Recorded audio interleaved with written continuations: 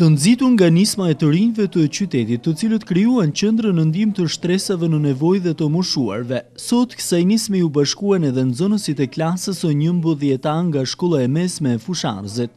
Me mirësi fillimisht ata e pritën gjyshrit dhe gjyshet e qytetit, duke ju ofruar dorën e ngrohtë dhe përkujdesjen miqësore, por pa kaluar shumë kohë ata e përlotën teksa lëshuan apelin për më shumë dashuri, respekt e mirësi, duke i cilësuar të moshuarit në familje si fatin dhe forcimin e dashurisë. Është akoma më e veçantë po të jetosh në praninë tuaj, pasi nëpërmjet jush ne marrim dije, mësojmë dhe njihemi me gjëra që si kemi menduar, imagjinuar apo ditur më parë. Nëpërmjet jush kuptojmë rëndësinë që ka çdo periudhë e caktuar e jetës dhe ku secilën prej tyre duhet ta jetojmë sa më energjik, pozitiv dhe sa më bukur. Respekti ndaj jush duhet të jetë aq i madh, sepse e dim që jemi trashëgimtar tuaj.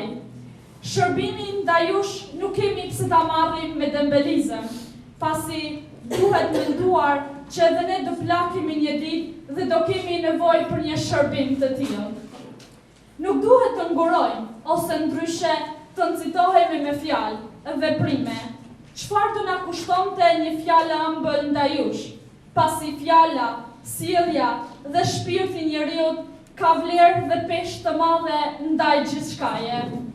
Ju jeni shembull për ne, siç ishte gjyshi im për mua, dhe ju për nipërit dhe mbesat tuaja. Ku ka më bukur se të zgjohesh çdo mëngjes me përqafimin dhe bekimin tuaj. Ky aktivitet nuk ishte thjesht një takim programor, as një takim që u mjaftua me një kafe apo çaj që ju ofruan gjimnazistët e Fusharzit të moshuarve që ndodheshin në qendrën komunitare në ndihmë të tyre. Me kontributin personal, nxënësit e klasës së 11 të ndihmuar dhe nga vullnetarët e qendrës shtruan dhe një drek për të moshuarit që shpesh gjejnë kohë të shkëmbejnë fjalë të kujtojnë të kaluarën pranë këtij institucioni, tashmë me rol aktiv. Nxënësit gjatë këtij aktiviteti u shprehën se ky ishte vullneti i tyre që shpresojnë të pasohet dhe nga bashkëmoshatarë të tjerë, duke bërë të ditur dhe apelin e kësaj nisme që vërtet kumbon interesant, i shprehur nga adoleshentët e një qyteti të vogël, por që dëshmon për një traditë të madhe. Mesazhi jonë që ne dëshëm të përcjellim është sensibilizimi dhe pse jo t'i vlerësojmë më shumë nga se vlerësojmë sot.